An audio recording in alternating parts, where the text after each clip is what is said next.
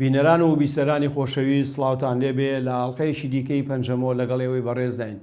لە بەرنامەیەم جارەشدا درێژە بە گفتوگۆکەمانە دەین لەگەڵ بەڕێز دکتۆر حوسێنی خەلەقی، ئەندامی پێشووی کۆمیتەی ناوەندی حیزبی دیموکراتی کوردستان و هەروەها نووسەر و وەرژێر و کۆمەڵناس. دکتۆر بەخێر بیتەوە بۆ بەرنامەکەمان.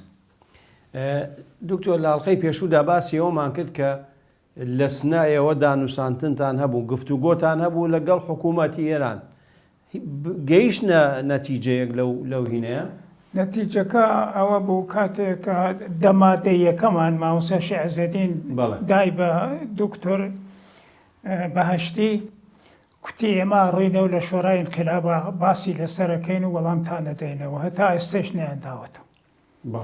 ئەی تۆ بارانەکە نەوەستا؟ تۆ باران و شتەکان بەڵێ وەستایترەوە دوایەوە کە ئەوان هاتن بەخاتر ئەوان نە بەخاتر خەڵکەکە، بەخاتر ئازادی، بەخاتر ڕەحم و عتوفەتی ئینسانی، بەخاترەوە ئەوان لەوێ بوون. ئەوە دکتۆر دوای ئەوە ئیتر کاک ئەحمەدی موفتیزادە بە تەواوەتی چووە پاڵ ئێران؟ ماوەی ماوە زانی دوورەیان لەگەڵ کردووە کاتێک کە شەڕی سێمانگە دەستی پێکرد.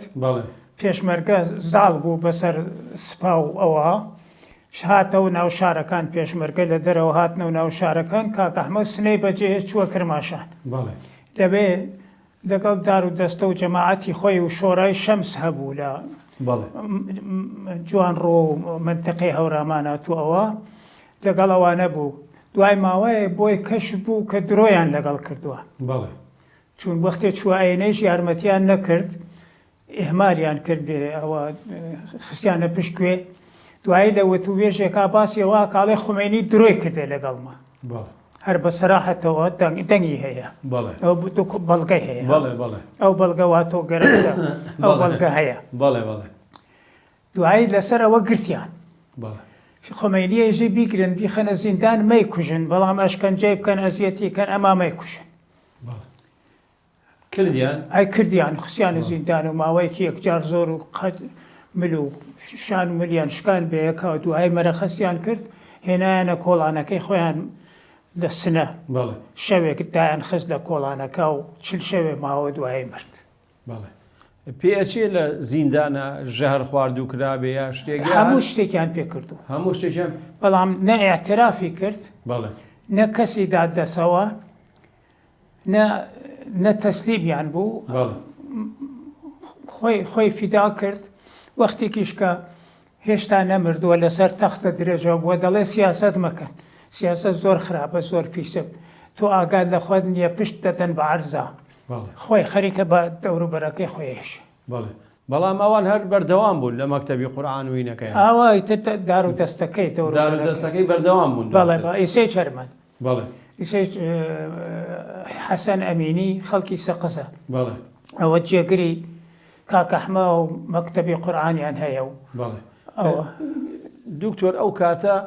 چەکدارەکانی بەشداریان لە شەڕاکرد لەگەڵ؟ بەڵێ هاتنەوە لەگەڵ پاسدارەکان هاتنە سنە. دیارە من پێم وانە کاک ئەحمە ڕازی بۆی بۆ شەڕە، بەڵام ئەوان هاتنەوە کردیان لەگەڵ پاسدارە کە شەڕ دەستی پێکردەوە، لە با بڵێن مانگی گوڵانە دەستی پێکردەوە. ئەوانە لەگەڵ پاسدارە هاتنە بۆ داگیرکردنی شاری سنە. ئەمە لەوێ بووینێتە مانگی شەڕ بوو، 23 ڕۆژ 24 ڕۆژ. دکتۆر لە بینی شێعیزەدین و کاک ئەحمەدی موفتیزادە ناکۆچی هەبوو، یعنی چارەی ئەڵێن یەکتریان نەویستووە، ڕاستە؟ شتێک هەیە لە کوردیا پێڵێن ئێرەی، ئێرەی یعنی حەسوودی. لە ڕاستیە مامۆستا شێعزەدین لە مەنتەقەی موکریانە لە وەکو ڕۆحانیەک حرمەتی زۆر بوو، خەڵک خۆشیان دەویست، ئینسانێکی سادق بوو لە ژیانیە، هەر لە ئەوەڵەوە ئینسانێکی باش بووە، خەڵک خۆشیان دەویست، پیاوێکی محتەرەم بووە. وەختە لەگەڵ هەر بیر و بۆچوون و ئێدۆلۆژیکی جا دژایەتی ناکرد، بە سیعەی سەدرەوە بە نەرمی و بە ئارامی لەگەڵ کۆمۆنیست، لەگەڵ خواپەرست، لەگەڵ خوا ناپەرست ئەوە بوو، بەرخوردی ئەوەی نەبوو، تند و تیژی نەبوو. ئەحمەدی موفتیزادەش کە من عەرزم کردن کە لە سنە هەم خانەوادەکەی هەم خۆی بە تایبەتی بەناوبانگ بوو دیارە ئەوانە کێشیان لەسەر شخصی نەبوو کێشیان لەسەر نفوز و دەسەڵاتی سیاسی و خەڵکێک کە پێڕەوی ئەوە هەروە ئەوەی کە لە دەرەوە باسم کرد باسی مەولانا خالید و شێ معروفی نۆدهیم کرد کێشە لەسەر مرید بوو کێشە لەسەر پەیڕەو بوو هەر بۆیە چارەی یەکتریان بەو شێوە ناوێنە نە باوکی یەکیان کوشتونە هیچێ پێش ئینقلابیش مامۆستا شیعزەدین لە لای کاک ئەحمەد موفتی زاوب ئینسانێکی ئینقلابی و شۆڕشگەر بوو پێچەوانەکەیی هەروە بوو بەس ئەو باوەشە واڵایی کە بۆ شیعزەدین کرایەوە بۆ کاک ئەحمەد نەکرایەوە آخر فەرقەکە بۆچی فەرقەکە هەردووچیان هەر کوردن و هەردووچیان مەسەلەن ئەوەی کە ناوچەی مکوریان ڕابردوویەکی هەبوو کۆماری کوردستانی تیا بوو حیزب لەوێ لەدایک بوو خەڵکانی هەبوون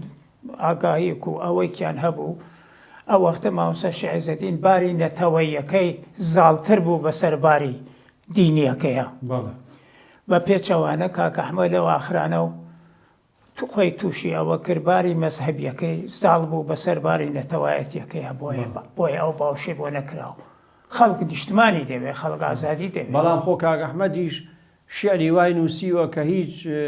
قەومیەکی کورد نەینووسیوە بۆ نیشتیمان و بۆ کوردستان کاک ئەحمەد نامەنزورمەوەیە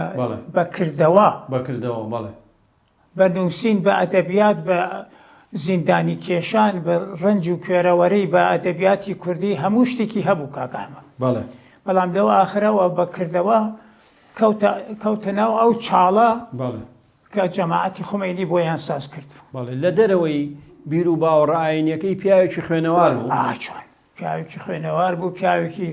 خۆش مەشرب بوو خۆش مەجلیس بوو قسە خۆش بوو پاک بوو بەڵام ئیتر کەوتە ئەو داوە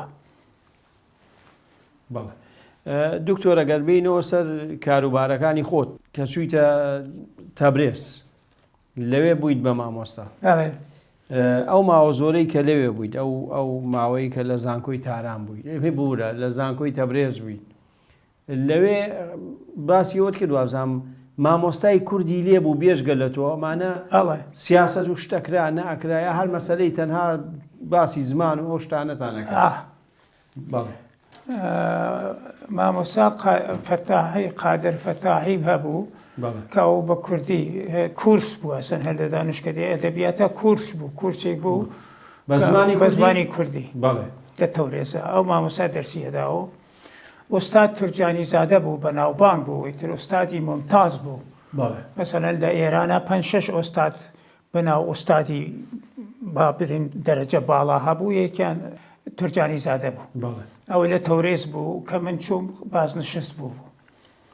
ئەو وەختە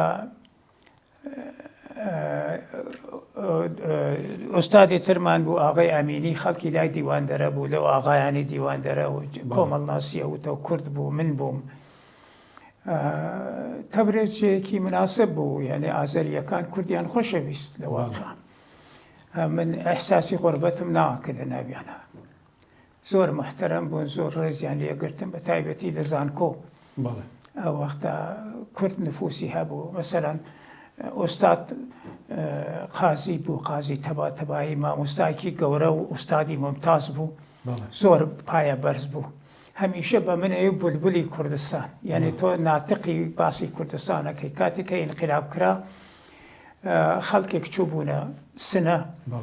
لەوێ ئەو تۆپباران و کوشت و کوشتارەکە باسم کرد گوتم شاتر مەمەدیان کوشت و ئەوە سەفتەری ڕای کرد و ئەوانە جەماعەتی موفتیزادە بە شێوەیە تر نیشانیان دابوو هاتن لە زانکۆ کۆبوونەوەیکیان کرد گوتیان سەرڕای ئەوە خەڵک موسڵمانە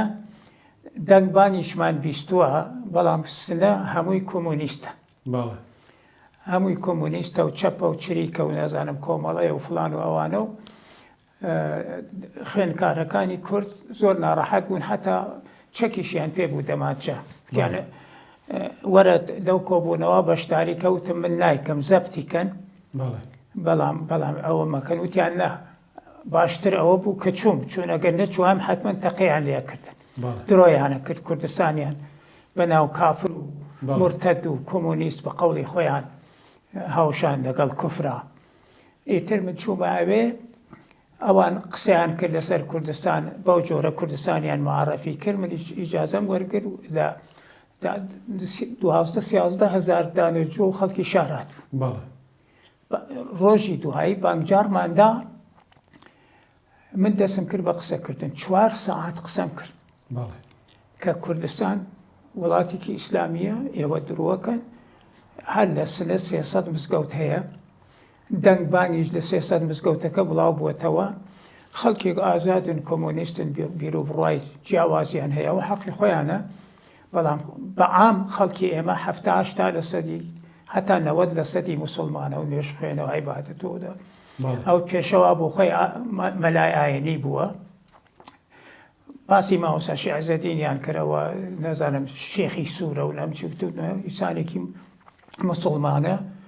شەریعەت دەزانێ، ئیسلام شناسە، بە دینە معتەقیدە، شتی وان نییە. خەڵکی کورد پێش هەموو ئێران موسڵمان بوون، ئێسش بە احترام بۆ ئیسلام داهێنن، بەڵام داوای حەقی خۆیانەکەن، داوای ئازادیەکەن. و خولاسە دوای 4 ساعت وتم ماندوو بوون، ئەوەندە پرسیارات بوو لە هینیان کردویان بە تەلێکا، ئەوە باڵای من بەرز بووبووە.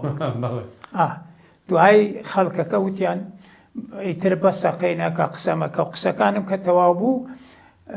چریکە فەداییەکان و بڕێ کۆمەڵە و پێشمەرگەی دانیشتجوی ئەوە کورد، خوێندکاری کورد دەستیان کرد بە سرودی ئەیڕەقی بوو، منیان یابان دەسەوە هەتا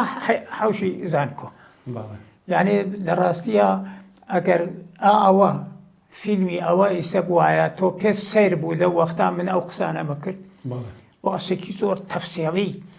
لەسەر دینی کوردەواری و لەسەر مافخوازی و لەسەر بێمافی و لەسەر هەڵاوارد کاریگەری بوو لەسەر ئێرانیەکان. لە ئاخرە و مەسەبیەکان هاتن وتیان بە من تۆ ئەو نە ئیسلام شناسی،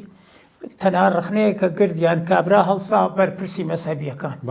وتی دکتۆر خەلیقی ئیسلام شناسە بەڵام متعاهد بە ئیسلام نییە. منیش وتم ئاغای زاهدی ئیسلام نەشناسە، متعاهد بە شتێکە کە نایناسی. دوایی تر سرودی ئێڕەقی بخوێنراوە، منیان لەسەر دەست بردە حەوشە بجا بە خوێندکارەکان، وتم باشە ئەمە جوابە یا دەمانچە، ئەمە جوابە، بە عەقڵا بێبیکێ خۆ نابێ بە سۆڕ و بە کوتەک. دکتۆر ئێوە نازانم تێزە وتارە شتێکتان نووسی لەسەر تەریقەتی قادری و نەقشبەندی وەختی خۆی پێشەوەی کە لەسەر تەریقەتی قادری و نەقشبەندی کتێبێکم 6 لاپەڕەیە کرد، بەڵێ نامیلکەیەکە نووسیوە، ئەمە بووە هۆی ئەوەی کە شێخەکان تووڕەکەی لە خۆت. بۆچی ئەوە نووسی؟ ئەمە دژی شێخەکان نەبوون، ینی ئەمە بەستە چی بوو؟ ئەمە شتێکی زانستی بوو یاخۆت؟ نا، شتێکی زانستی بوو. بەڵێ ئەمە تۆ کۆمەڵ ناسی، ئەچیتە ناو کۆمەلگایەک، تەریقەت هەیە، دین هەیە، دابوونەرێتی عەشیرەیی هەیە، بێداشت و دەرمان هەیە، عەقایدی خەڵک هەیە، شێوەی ژیانی ئابووری هەیە، سەرچاوەی ژیان هەیە. ئەی کۆمەڵ ناس ئەبێ بابەت بدۆزێتەوە. من چووم لەسەر بابەتێکە لە کوردستانە شێخ و تەریقەت و حەیاحۆ و دەروێش و زیکر و فکر و ئەوانە هیچ کامیکیان گاسنێکیشیان دروست نەکردێت، دەرزیکیان دروست نەکردو پیا و شواڵەکەی خۆی پێ بدورێت. ئەی تۆ مەکتەبێک مەدرسەیە 300-400 ساڵ 500 ساڵ 700 ساڵەگەل لە زمانە عەبدولقادر گیلانیە و بگری 800 ساڵە 700 و وردەیە ساڵە 700 ساڵە. هەتا ئێستا لە کوردستانە تەریقەی قادری و نەقشبەندی هەیە، تۆ بڵێ بە من گاسنێکیان دروست کرد. ئەی زانکۆیەک، کارگایەک، مەدرسەیە، مەکتەبێ، شاگرد تەربیەتەکە بێ، ئەو شاگردە مهندس بێ، زانا بێ، خزمەتکار بێ، تێکنیکار بێ، بێلەخەرە شتێ بکە، کارەبات دروست بکە، جۆگەلەیە دروست بکە بۆ کشت و کاڵ. باشە ئەو تەریقەتانە چیان کردووە بۆ ئێمە؟ حەیاحوو ئەبێتە چی؟ تۆ بڕۆ کاسبی کە، بڕۆ نان بخوا، بڕۆ زەحمەت کێشە، بڕۆ بەرهەم بێنە، بڕۆ بخوێنە. کەواتە تۆ ئەو تەریقەتانە ڕەت دەکردەوە یا چی؟ تۆ ڕەتێکردنەوە تەریقەتی قادری نەقشبەندیە؟ ئەسەن ئەوانە وەسیلەن بۆ ئەوەی خەڵک بیر لە ئازادی و بیر لە نان و بیر لە ژیان و بیر لە کەرامەت و بیر لە نەتەوە نەکاتەوە. مەوادی مخەدرە. باشە ئەو سۆفیە دانیشەیەوەکە و بەر لە دەستی ئاژمێرە یا باقی ئەنتەلباقی یا باقی ئەنتەلباقی ئەبێتە چی؟ یا ئەو دەروێشە حەیاهوەکە پرچی بەرەداتەوە بەو ناوە هەڵەخاتەوە بێتە چی؟ ئەو مەدرسە شاگردەکانی کێن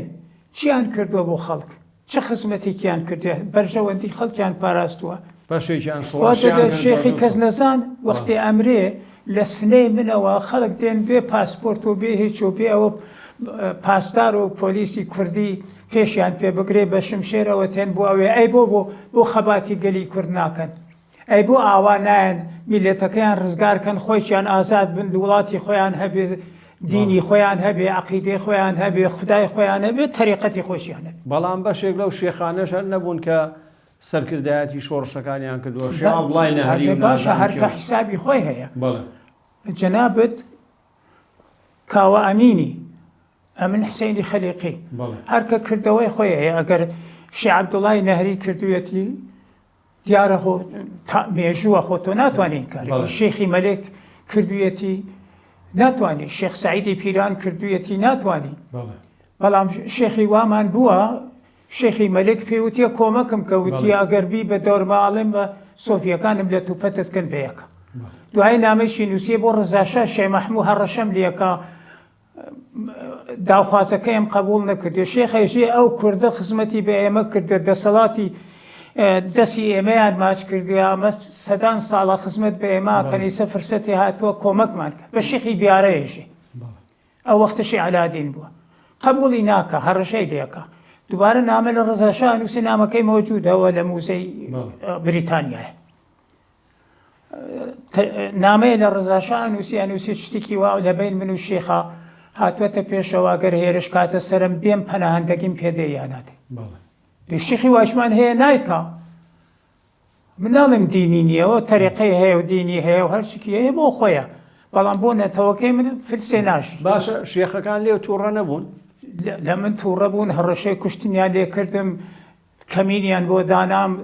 نامەیان لە زانکۆی تەورێز نووسی کە ئەو بێکەسە، ئەو لاتە، ئەو خوێڕیە، ئەو بەرگاراجیە، ئەو فڵانەکەی بۆ مامۆستای زانکۆ بێ. ڕئیسی زانکۆ نووسی یەکێ لە مامۆستا باشەکانی ئێمەیە، ئەو بە قەڵەم شتی نووسیە، بە کوتەک نابێ. ئێوەش ئەو تۆێژی من 2000 عالمم دروست کردێ، یەکێ لەو عالمانە جوابی عیلمی ئەو کابرا بداتەوە. باشە دوکتۆر، ساڵی 1970 کە ئیتر بە تایبەتی خوێندکاران لە زانکۆکانەوە باسیەوەکەن کە ئەوان داینەمۆی یاخود ماتۆڕی ئەم هینە بوون، ئەم خۆپیشاندان و شتانەی کە بە دژی شاکرا. لە تەبرێز چی ڕوویدا؟ خوێندکاران لەوێەوە دەستیان پێکردەوە. لە تەبرێز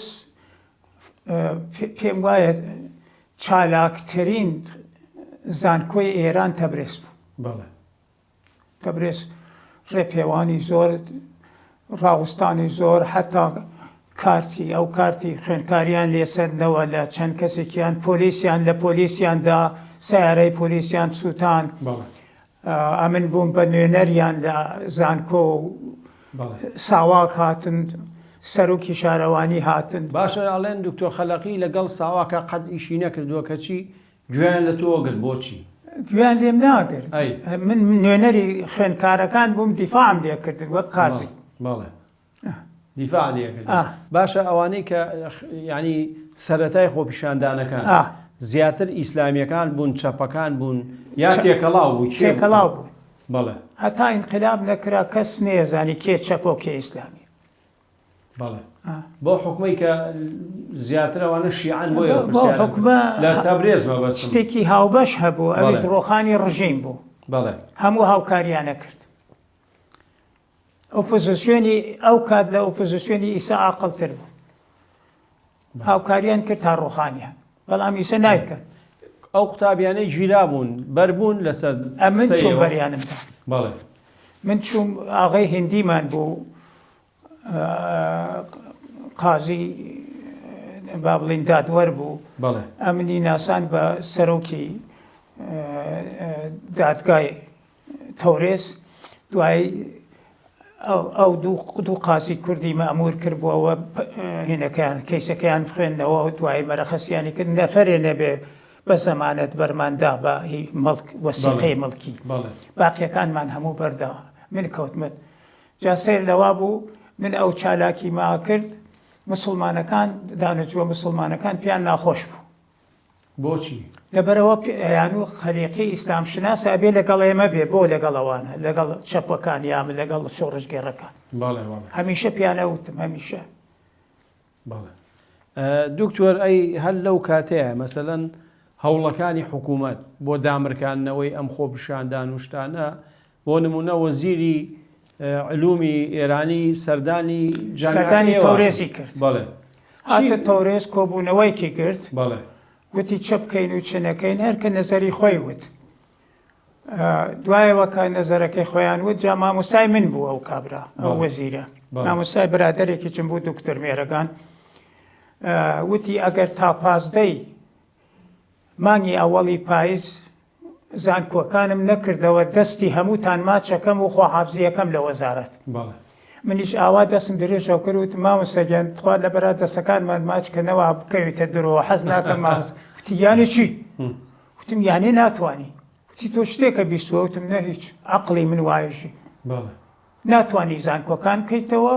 کاریش تەواوە لای کردەوە بە دکتۆر مێرەگان ئەویش یەکێ لە شاگردەکانی بوو وتی مێرەگان خەلیقی ژێکی وتی ئەو خەلیقی هەمیشە خۆی پیادات قوربان با بڕووینە خوارە واز بێرا وتی خەلیقی شتیا ژێر سەر تاوتم بەخوا هیچی لە ژێر سەرمانیە عەقڵم وایەژی عەقڵ ئەگەر ژێر سەرمە عەقڵم هالە ناوە لە ژێرەو نییە هەروایش بوو هەتای سەر نەمدی دەسەکانیشی ماچکا کەوتە درووە ئەی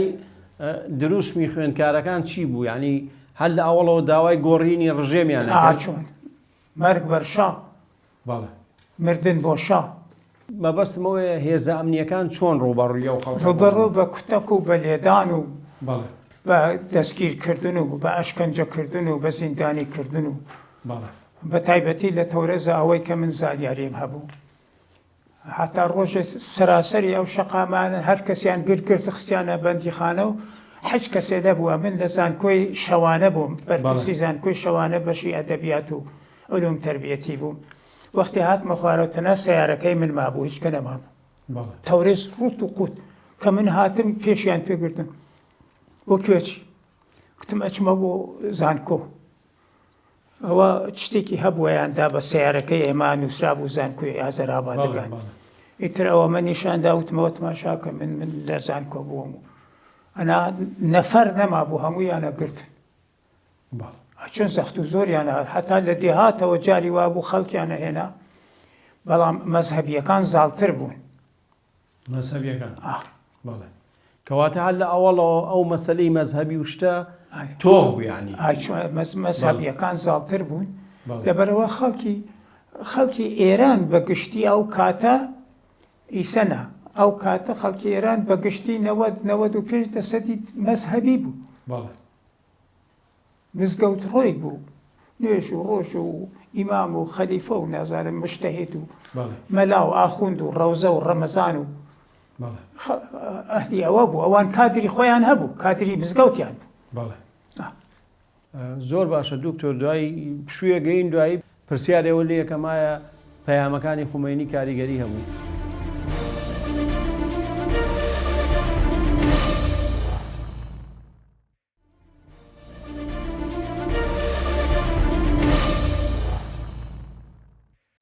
دووبارە سڵاو بەڕێزان درێژە بە پەنجەمۆرە دەین لەگەڵ کاک دکتۆر حوسێنی خەلەقی کاک دکتۆر لە دوای هەموو شۆڕش و گۆڕانکاریەک بە تایبەتی لە وڵاتانی وەکو ڕۆژهەڵاتی ناوەڕاست و ئەوانە مەسەلەی تۆڵەکردنەوە سەر هەڵەدا تۆ چی بینی لە تەورێز تۆڵەکردنەوە ڕیشەی ئەگەڕێتەوە بۆ ستەمی پێشتر میلەتێک خەڵکێک تاکێک گروپێک خێڵێک عەشیرەیەک پێشتر لە زەمانی بێدەسەڵاتیە ستەمی لێکراوە لیان داوە ئەزیەتیان کردووە ماڵیان تاڵان کردووە زەویان داگیر کردووە ئابڕوویان بردوون دوایی کە دەسەڵاتەکەوێتە دەستیان تۆڵاسێنەوە ئەمان نێلسۆن ماندێلا نین کە خەڵک ببەخشن خەڵکێکن بە بیری عەشیرەیی بە بیری تایفەگەری بە بیری خێڵەکی فرسەتێ دەرفەتێک تێتە دەستیانەکەوێتەوە بۆ ڕەنکاریەک لە کۆمەڵگا دێتە پێشەوە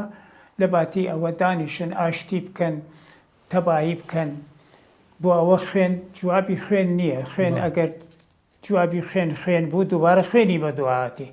کەواتە لە تەورێز چی ڕوویدا تەورێزی جواب بوو تەورێز تۆڵەیان کردەوە مەسەلەن بۆ نمونە شارێکی ئازر شاری پێژن هاوزاوایەکی من لەوێ قایمەقام بوو 22 پاسەوانی لێ بوو یعنی پۆلیس سەرۆکی پۆلیسەکە لەگەڵ خەڵکا بوو لە وەختی ڕێپێوانەکانە دژی شا بەڵام 21 کەسیان یارمەتی ڕژیمی شایانەدا دژی خەڵک بە چۆماخ و بە لێدان و بە کوشتن و بە تێهەڵدان کاتێکە شۆڕش سەرکەوت هەر 21 نەفەریان تیکە تیکە کرد گۆشتی قەسابی چۆنە تیکەیەکەی بۆ فرۆشتن ئاوا لە ساڵۆنی وەرزشیەکە لە حەوشی ساڵۆنی وەرزشیەکە لە هی گوندەکە تیکە تیکەیان کرد هاوزاوەکەی من وتی وەختێ چۆم دیم خەرمانێک قاچ و قل و سەر و پێچکەی ئەو پۆلیسانە لەوێ کەوتون یعنی خەڵک وەختی تووڕابێ ئاوا تۆڵاستێنێت وەختێ بنە ماڵەکەیان هاتوون نیان ناسینێتەوە هەر کەسێک تەلیسێکی هێناوە چوار تیکە گۆشتی تێخستووە بە ناو مێردەکەی خۆی بردوێتەوە ئاوا تۆڵیان کردێتەوە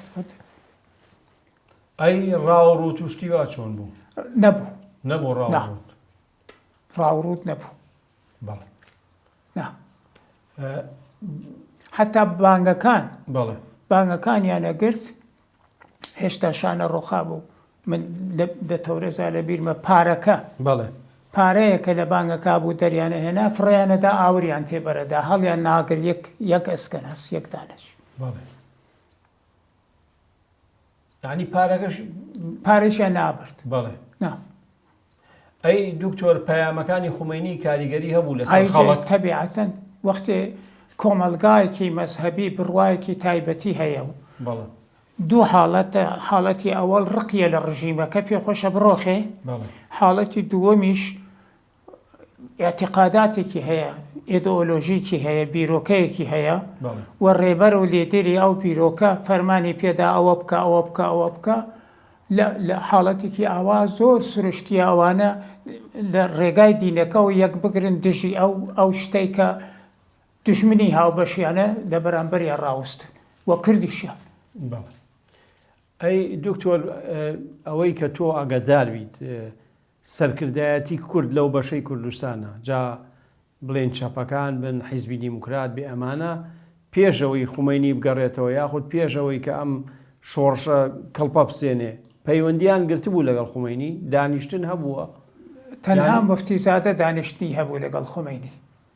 یعنی ئەو کاتێکە لە پاریس بوو باڵێ لەوێ بینی بووی لە بەغاو لە پاریس و لەوانە هێشتا نەهات بووەوە لەگەڵ مفتیزادا پەیوەندی بووە مفتیزادە وتیە ئێمە زڵممان لێ چووە و ئێمە کوردین و حەقێکمان هەیە و فلان و ئەمانە و بە پێ قانونی ئیسلام و فلان ئەویش قەوڵی پێدا وتیە کورد و فارس و عەرەب و عەجەم لە مەزهەبی ئێمە فەرقی نێ و لە حکوومەتی ئێمە مافی ئێوەیشە پارێزن و مافی ئەویشە پارێزن بۆیە وەختی قسەیە کردەیە و مەترسن براو خوشکەکانم خود مختاریەکە وەتە لە گیرفانمایە هەر لێنە و خۆمینی کڵاوینیا سەر مفتیزادە ئەی دکتۆر قاسمەوە نامبینی خومینیان پێش انقلاب تا نەهاتوەتەوە ئێران دکتۆر قاسملوو نەبی هاتەوە ئێران دکتۆر قاسملوو و کاک جەلیل گادانی وانە ئەچن بۆ لای و دانیشن قساکەن بە یەکەوە بەڵام دکتۆر قاسملوو شتێکەڵێ ئەو شتێترە بێ چۆن ئەوەڵێ کورد زڵمی لێ چووە مافی نییە زبانی ئازاد نییە دکتۆر قاسملوو ئەڵێ پۆلیسی لە خۆی نییە مەسئولینی ئیداری لە نەتەوەکانی ترە ڕێزی بۆ دانانن ئەوی چێژی کورد و فارس و عەرەب و عەجەم گشتی زەڵمی لێ چووە، ئەسفەهانیش وە کوردستان زەڵمی لێ چووە، تەورێزیش وە، تارانیش وە، مەشهەدیش وە. ئەسەن دوو شتی دش بە یەک.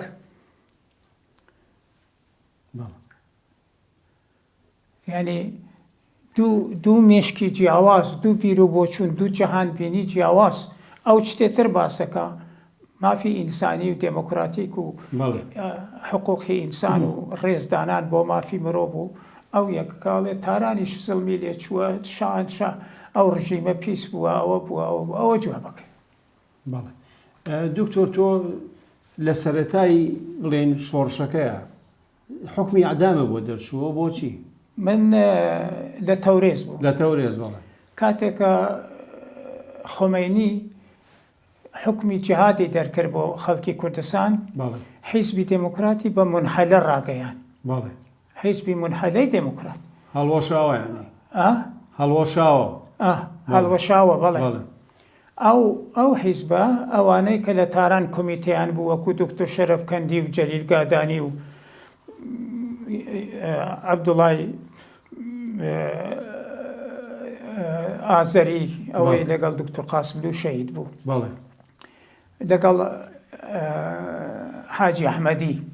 ئەویش حیزبی بوو ئاخر حاجی، چۆن ئەوانە هەڵاتن ڕایان کرد. دکتۆر شەرەفکەندی خۆی گەیانە مەهاباد، بەڵام ئەوانی تر ڕایان کرد بە سەیارەیەکی بێژمارە لە جادە خاکیک و لاپێچەوە بە هەر شێوەیە شەو ڕۆژی خۆیان گەیانە تەورێز. لەوێ ئەو هەموو ماڵە 1000 ماڵە کوردی لێ بوو، هاتن بۆ ماڵەکەی من. ئەو حاجی ئەحمەدی و عەبدوڵای قادری ئازەر و ئەو برادەرانە کە لەگەڵ کاک جەلیلا بوون، ئەوانەمان نات بۆ مەهاباد بە هەر شێوەیە نەوێ بە ماشینێکی چەند ڕۆژێمانەوە، بەڵام کاک جەلیلم لە هۆدەکەی خۆمادانیا تەلەفۆنم بوو. شەڕی 3 مانگە دەستی پێ کرد و فتوای جیهادی دابوو، هێرشێکی بەرفراوان بۆ سەر هەموو کوردستان. دەی لەو حاڵەتە کاک جەلیل تەلەفۆن هادەسیەوە بە تەلەفۆنی من، بە ژمارە تەلەفۆنی من، خەریکە لەگەڵ مەهاباد و سەردەشت و پیرانشار و بۆکان قساکات، تفەنگەکەی فلان هەرگرن، فلان جێگە بگرن، ئەوە بکەن، لەو سەگ بابانە بدەن، ئەو جۆرە بکەن، ئەوە بکەن، ئەوە بکەن، هەموویشی زەبتەکەن، هەموویشی تەسجیلەکەن لە ئیدارەی تەلەفۆنا. ئەوە منیش ئەوم داناوە کە کەس نەیبینێ، بەڵکو بە شێوەیە نهێنی دەرباسی کەین بچێتەوە بۆ مەهاباد. خەریکە شەوێک کە من ئاگا ئەوانم دەرباز کرد، شەوێک کە من ئاگام لێ نەبوو، 2 سەیارەی پڕ لە پاسدار بەچەکەوە و بە نامەی دادگاوە دێن من بگرن، حکمی ئەعدامم دەرچووە. دراوسەیەکمان بوو، خەڵکی کرماشان بوو، هەلەی نابوو ژنەکەی لەو زانکۆوە کاریە کرد کە من لەوێ بەرپرس بووم شەوانە. ئیتر ماڵی ئەوەدان بێ زەنگی بۆ لێدام، وتی برای ژنەکەم بەرپرسی ئەو پاسدارانەیە، حکمی ئەعدامی تۆ دەرچووە، گۆیا تۆ شەڕت ئیدارە کردووە. ئەو جارزانیم جەلیل کەتنەکەی کردووە ئەوانە. دەیوت هەر بۆ شەوە ڕام کرد، دەرچوو حکمی ئەعدام دەرچوو، ڕام کرد و چوومە هەمەدان و 2-3 ڕۆژ لە هەمەدان ئامامەوە. چوم بۆ تاران، چوم بە لای زاواکەی خۆمەینی لێنەوە، چوم خۆمەینیم دی و ئەو جەرەیانە. باشە، کەواتە چووی بۆ لای زاواکەی. بۆچی چووی بۆ لای زاواکەی؟ من نەچووم، چوومە وەزارەتی پەروەردە، 2 دۆستم بۆ جێگری وەزیر بوون، چوم بۆ لای یەکێکیان،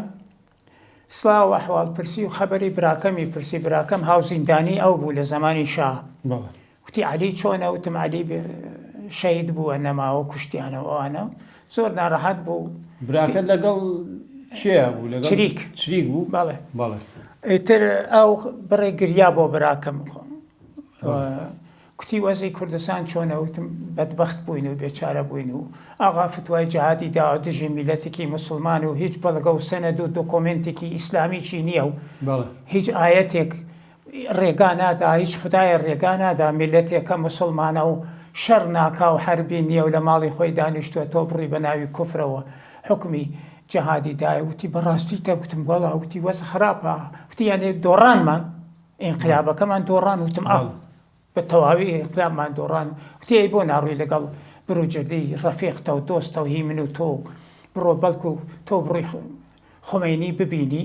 بەڵکو کارێ بکەی پێش بەو هێرش و ئەوانە بگیری و میتم ناچم دیکتاتۆرە و خوێن بژە و نایکەم و ئاخری تەلەفۆنی کردو من خەریکم چایمە خوار بۆ بروجردی بروجردیش بەرپرسی بەس زاواکەی خۆمینی بەرپرسی مەدرسە ناوەندیەکانی محافزەی تاران بوو ئەو وەختە وتی تەلەفۆن کاری پێێتە وتم کەس نەیزانیە من لێرم کێ کاری بە منە ئەویش دە وەزارەتخانە وتی بەخوا درۆ ناکەم هەڵم گرتیم ئەوە باشەوە هاتوویە تاران و چۆن ناتی بۆ لای منەوە بە عادەتی خۆی بڕێ جنێوی پێدام بڕێ قسەی پێ وتم و بۆ ناتووی من بینی وتم تۆ ئێوە زاڵم من و خەزورەت حکمی جەهادی دژی میلەتەکەی مندا چۆن تێم تۆ بینم و ئەوتی وەرە خۆت شێت مەکە وەرە با بزانین چ بکەین ئەتر من چوم دانیشتین وتی باشترە ئەوەیە بڕێ دیدارێ لەگەڵ خۆمینیا بکەین بڕۆ پێ بڵێ ئەوان ئیتر تەرتیبی دا من چوم خۆمینیم تی ئەوە داستانەکەی درێژە نامەوێ وەختەکە بینی لەگەڵ خۆمینیا دانیشتم لەگەڵ خۆمینیا پرسیارم لێ کردوتم ئەیناسیتەوە نێ ناسمە وتم فلانە کەسم دۆستی زاواکەتم بروجردی جارێکی شاگردی تۆم کردووە لە کۆڕی دەرسەکە تا بەشداریم کردووە مامۆستای زانکۆم کوردم باشە هاتۆم بۆ دوو چوت یەکەم ئەوەیە تۆ فتوای جەهادەدا و دژی میلەتی کورد دۆکۆمنت و بەڵگە و سەنەد و سەرچاوە چیەکە ئەو فتوای جەهادەداوە خۆ کەسێک فتوای جەهاد بدا دژی میلەتێکی موسڵمان خۆی کافرە بێ چۆن شتی وابێ چەند ئاخوون دانیشتبوون گوتیان نابێ وا لەگەڵ ئیماما قسەکەی وتم من بە ئایەتی قورئان قسەی لەگەڵاکەم ئەگەر ئەو لەخوا گەورەترە من دەنگ ناکەم وتی ئیدامە بە وتی ئیدامەکەی ئەوەیە بەڵگەیەک بە من نیشاندا مجەویزێکی ئیسلامی بە من نیشاندا کە تۆ فتوای جەهاد دژی میلەتێکە دەی کە هەرچێ کانیایەوە هەرچێ دۆڵەوە هەرچێ گوندیە پڕە لە مزگەوت و قورئان و نوێژ خوێندن و چۆن فتوای جەهادە دەین نە کافری حربین و مسلمانێکین و بەر لە توش مسلمان بووین و هیچی پێ نەکرێ هیچی پێ نەبوو بە ئاەتم بۆ خوێندەوە ئەو وەختە دوای ئەوە وتم بەڵگەی باسی دووەمیشەوەیە حکمی ئەعدامی منیان داوا بمکوژن هاتۆم بەدەستی خۆت بمکوژی پێم خۆشە ئەو شانازیت نەسیبی من بێت تۆ من بکوژی پێم خۆشە وەڵی تر وتی من کارم هەیە و تۆ دەی ئیدامە مەدە من ئەڕۆم وتم چ کارێ لەوانەیە خوێن ئەو مناڵانە ئەڕژێ خوێن ئەو خەڵکە ئەڕژێ و بێگونا خوێنە ڕژێ جڵەو خوێنە بگرەوە وتی چەتگەرەکە وتم عەفو عمومی بدە وتی عەفو عمومی دا وتم خەڵخاڵی هەر ڕۆژ 50 نەفەر لە سنە و لە مەهاباد و لە پیرانشار و لە کرماشان و لە پاوەی ئەدامەکە ئەمە عەفو عمومیە عەفو عمومی کەی وایە ئیتر لەباری ئوسول الفقه وتم ئەمە ئامی مخەسەسە چۆن شتی وایشی ئیتر جوابی نەدامەوە سەری داخست ماشایشمی نەکرد هەر لە وەختا جەماعەتێ مەلای کوردیش لەوێ بوون دەستیان ماچ کرد بردیان لە سەرەوەی خوادایان ناو خەڵکی منتەقەی لای پاوە جوان ڕۆ ئەوانە پێشیانم وەدوتم هەڵەتان کردووە هاتون داوایان نەکریانوت قورئان غەریبە لە پاوە و لەمە ئیسلامە ئیسلام غەریبە لە کوردستانە پارە بدە ئێمە ئیسلام بناسیێنین بە خەڵکی کورد مەلاکان هاتوو بەعکسی تۆ قسەیانەکە بەعکسی منە قسەیان ئەوان چوون منە و قسانم کرد و دوایە بە کابرای ئاخوندی وتی بڕۆ قسەی لەگەڵا بکە ئەیتر چوین ئاخوندەکە هیچی پێ نەبوو وتی من هیچم بۆ ناکرێ فقط بۆ قسە بۆ مەسەلەی جەهادەکە هیچم بۆ ناکرێ بەڵام بۆ هینەکەی خۆت بڕۆ ڕێز دادگای ئەوە ببینە تەورێز ببینە و بڕۆ منی چوم دۆزیمەوە وتی بۆ ڕۆژی شەمە وەرە بۆ تەورێز تا قسە بکەین لەسەریا وتم ئادرسەکە شۆنەکە عنوانەکە زیندانی نیشاندا وتی بێ بۆ ئەوێ ئەیتر منیش لە باتیەوە بێم بۆ ئەوێ هاتمە بۆ سنە و ئەیسەیش نەیانم دی یعنی بێ بۆ زیندان دا بتکوژینی تر ئیتر منیش ئەوەندە ئەو کاتە عەقڵ بووە میێوانم بە قسەیەم نەکرد نەچوومەوە بڵێن حیزبی لە سنەیش حکمی ئەدامیان دەرکرد لە تەحەسونەکەی سنا ئەویان چۆن بوو مادام وایە باسی ئەعدامەکەی لە سنە تەحەسونمان کرد کە پاسدار لە کوردستان بچێت نەبێنانی مانگرتن مانگرتن مانگرت لەوێ تقریبەن ئەتوانم بڵێم زۆربەی ئیدارەی مانگرتنەکە من بەڕێوە مەبرد تەماسم لەگەڵ حکوومەتە ئەگەرە وەختە نوێنەری فروهەر هەبوو نوێنەری وەزیری کار بوو ئەو وەختە مشکلاتی هاتە پێشەوە گیر و گرفتێ هەموو ڕۆژی قسەم بۆ خەڵکەکە کرد بەفری چەباری سەرمایش بوو ئەوانە ئیتر کاتێکە بڕیار درا پاسدار لە ناو شارە نەمێنێ بچێتە سەربازخانە و لێنەوە بچێکە نەچوو درۆیان کرد لەگەڵمانەوە ئەوانە سەرۆکی سەربازخانە سەرهەنگێکی کوردی بیجاری بوو گەڕووس نازان ناوی گەڕووست بیستوانە منتەقەی بیجار لای دیواندەرە بەرەو هەمەدان منتەقەیەکە پێڵێن گەڕووس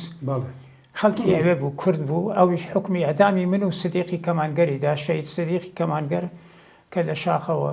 خایەنێ $10 شەهیدی کرد ئەوە حکمی ئەدامی دووەمم دەرچوو من ئیتر کە شەڕی ناوشار دەستی پێکردەوە شەڕی دووەم دوو حکمی ئەدامم بوو هاتمە دەرەوە بوومە پێشمەرگە دکتۆر ئەگەر ئەو پرسیارەش بکەم خومەینی بە شەخسی هەڕەشەی لە دکتۆر قاسم لۆ کردووە بەڵێ چۆن کاتێکە دکتۆر قاسم لۆ بۆ مەجلسی خۆبرەکان هەڵبژێردرا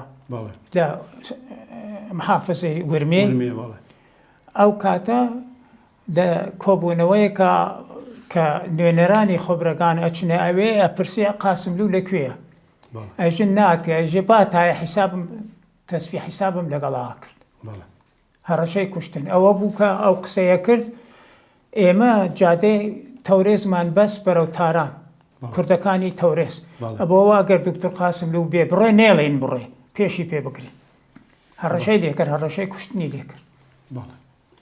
دێ هەراوە ڕەشەی کوشتنی شە بوو کە لە ڤیەن کوشتیان خیرەکەیشی هەر کردیان ینی هەڕەشەکەیان جێبەجێ ئەی فتوای کوشتنی دایتر دکتۆر گەڕانەوەی سەرکردایەتی حیزبی دیموکراتی کوردستانی ئێران بۆ مەهاباد و بۆ کوردستان و ئەمانە ئەمە کاریگەریەکی چۆنی هەبوو ڕەوشێکی چۆنی دروست کرد خەڵک چۆن پێشوازیان لێکرد ئەگەر دوو حاڵەتی هەبوو حاڵەتێکە پێش ڕۆخانی ڕژیم بە نهێنی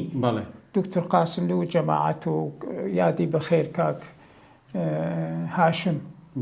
هاشمی کەریمی لەو ڕۆژانە کۆچ دوایی کرد و جەماعەتێکە هاتوونەوە وەکو حسین مەدەنی وەکو جەماعەتە هەر کەس هاشم چوو بووە کرماشان و هەر کەسێ بۆ شارێک و ئەوانە بە نهێنی کاریانە کرد دیارە خەڵک پشتیوانی لێکردن ینی شاردەوە نێ هێ ساواک پیان بزانێ هیچیان نە لە کرماشان نە لە سنە نە لە مەهاباد نە لە هیچ شارێ یانێ کوردەکە باوشی بۆ کردنەوە دوم کە بەعەلەنی حیزب ڕاگەیەندرا دیارە خەڵک زۆر خۆشحاڵ بوون کۆمەڵەیش بوو بەڵام لە مەهاباد کۆمەڵە بە نیسبەتی حیزبەوە زەعیف بوو لە سنە بە پێچەوانە بوو تۆ بۆ خۆت بەشدار بووی لەو کۆبوونەوەیە کام ئەوەی دووهەم بەڵێ کە هاتنەوە بەڵێ ئەوەی دووەم کە حیزب عەلەنی ڕاگەیەندرا من لەوێ بوو بەڵێ چێت بینی مامۆسای من مامۆسای من زۆر پێشوازێکی گەرم لە مامۆسای من کراوە کە هاتۆتەوە بەڵێ مامۆسای من لەوێ شعری خوێندەوە من نەمەناسی بەڵێ فقط ناویم بیست و لە کاحەسەنی شەرەفیم پرسی وتم میوانی ئەو بووم وتم ئەمە کێ ئەم دەم بوو لە و شیعرە خوێنێتەوە و شیعرە جوانان هەوتی ئەو مامۆسای منە نەمدی بوو یعنی ئەوە یەکەم جارە بوو یەکەم جار بوو بەڵێ خەڵک ئەی دکتۆرە ئەو چۆنەڵێ ئەو چرکە ساتانە چرکە ساتێکی مێژووین زۆر زۆر زۆر ینی خەڵک شادی و خۆشیەک بوو هەموو ساڵ خەڵک لەسەر پێ خۆی ڕناوەستاوە هەموو ساڵە خەفەقان و کوشت و کوشتار و دەست بە سەراگرتن و ئەزیەت و ئازار و یەکدەوە دەبینی ئازا دەبێت و حیزب بتێتەوە مەهاباد و یادی پێشەوا و یادی کۆمار و دوای ڕاگەیاندنی عەلەنی ئەچین بۆ سەر گۆڕی پێشەوا و لەوێ ئەو خەڵکە و گریان و خۆشی تێکەڵی یەک بوو زۆر زۆر کەش و هەوایەکی عەجیبی معنەوی تیا بوو بەڵێ هەر ئەو کاتە بوو دکتۆر کە کۆمەڵەش خۆی ینی ئاشکرا کرد و ئایترێت کۆمەڵە لە ئاشی پشکاوێ خۆی ئاشکرا کرد لە شەڕی سێمانگا کۆمەڵ دواتر کۆمەڵە خۆی ئاشکراکرە وەختە نەبوو لە سنە فقط هەستەیەک بوو بە ناوی جەمعیەتی دیفاع لە ئازادی کۆمەلگای پارێزگاری لە ئازادی ئەو جەمعیەتە تەبدیل بوو بە کۆمەڵە لە پێشە کۆمەڵە وەکو نەفرات و هەستە و پەیوەندی هەبوون بەیەکەوە بەڵام وەکو عەلەنی وەکو ڕاگەیاندن ئەو جەمعیەتە تەبدیل بوو لە سنە زیاتر ئەساسەکەی لە سنە بوو دوایەوە کە شەڕی سێمانگە دەستی پێکرد کۆمەڵە عەلەنەن وەکو حیزبێک ڕاگەیاندرا چێ بوون ئەو کەسانی کۆمەڵاوانە شەی سودێق کەمانگەر یادی بەخێریە دێبێک دەری بوو عەبدوڵای بابان بوو شوعیب زەکەریایی بوو ئەو وەختە ئەو جەماعەتە ئەوانە کاتێکە شەڕی سێمانگە دەستی پێکرد لەگەڵ مامۆستا عیزەدین و حیزبی دموکراتەوەوانە لە شوێنێکە لە ژوورەوەی سۆنێ ئاسی پشکاوی پێژن دەوێ دیارە یەکێتیش دەوری هەبوو لە پێکێنان و این دروستکردنیە مام جێلال کەواتە ئەو کۆمەڵە سەرەتا وەکو یەکێتی جوتیارانەوە بزانم ئەوە زوو بوو یەکێتی جوتاران بوو ئەوەی کاکفات دروستی کرد بوو بەڵام ئەوەی کە وەکو کۆمەڵە ڕێکخراوێکی شۆڕژگێڕی لە جریانی شەڕی سێمانگا جەمعیەتی دیفاع بوو بە کۆمەڵەی شۆڕژگێڕ دوکتۆرەوەی کە مەسەلەن کۆمەڵە بە تایبەتی لە سنە بەهێز بوو یاخۆ جەماوەری زیاتر بوو پەیوەندی بە چیەوە بوو بۆ دیموکراتوانە بوو مەسەلەن دوو چت بوو یەکەم ئەوانەی کە بە تایبەتی لە سنە و مەریوان وەکو ڕێبەری کۆمەڵە وەکو پێکهێنەری تەشکیلاتی کۆمەڵە هەموو خۆشناو بوون هەموو ئینسانگەلێکی مامۆستا و ئەدوکاتی قازی دادگوستەری مەسەلیە دێبێکدەری ئینسانێکی گەورە و پاک و عەبدوڵای بابان مەهەندس بوو هەر بەو جۆرە و سەدێق کەمانگەر قازی بوو بۆ خۆی شوعیب زەکەریایی خۆشناو بوون و دروشمەکانیشیان دروشمی ڕۆژ بوو دروشمی کاریگەری و زەحمەت کێش و ئەوانە بوو زۆربەی زۆری قوتابخانەکان دواناوەندی و ئەو مامۆستا و خوێندکارانە کەوتنە شۆن کۆمەڵە و دوای دروشمەکانی کۆمەڵا بوونەوە زۆر لە هەتا چەندین شاگردی من بۆ خۆیان بوونە کۆمەڵە بە منیان و بۆ نابیتە کۆمەڵە بۆ دێموکراتی ئەوتم بین بیر و بڕوام لەگەڵ دێموکرات زیاتر نزیکترە تا ئەوە زۆر باشە دکتۆر لێرەیە کۆتایی بە مەڵقەی بەرنامەکەمانێ نین لە ئاڵلقەی داهاتووشدا درێژا دێن بە قسەکان سپاس بۆیەوە بۆ هاوکاری هاوڕیانی خۆشەویست زۆر سپاس بینەران و بیسەرانی خۆشەویست بەم شێواتینە کۆتایی ئەڵلقەی ئەم جارەمان پێکەوە پڕۆمی ئەڵلقەی داهاتوو دەبینین و بەخواتان ئەسپێرم کۆمەڵە تویان بۆ خۆش ناویست تۆ کێشت لەگەڵ کۆمەڵەیە چی بوو؟ کۆمەڵەیەک ئەگرێتە کۆڵە و چەمەکە بیگەوێتەوە بۆ دێ لە ناوەڕاستی ئاوەکە دەڵێ ئۆخەی نەمردم سواری کۆمەڵەی وەختی بەرپرسێکی دێموکرات دەهات داخاوت لە مەیدانێکی سنە دەیانون مەرگ بەرسازش کار ئەوان ئەڵێن دیموکرات تەحملی دیموکراتی ناکرد هەرنەوە ئەی دڕدۆنگی دەبێت دێموکرات و کۆمەڵە ئەویش هەر لەسەر دەسەڵاتی ئەو داروبەردە مامێ من پەشێمان نەبوو لەو ئیشەی کردی مامەغەنی هەبەوە نەبوو کە 23-4 ساڵ زیندانی بوو شعوری سیاسی بە ئەندازەی مناڵێنە کوردی 5 لەهجەی هەیە چۆن بە کام لەهجە ئەخوێنی تۆ نووسی فارسی 26 لەهجەی هەیە و ڕۆژنامەی کەیهان و ئیتیلاعات دەرەچی هەموو لێ حاڵیە بن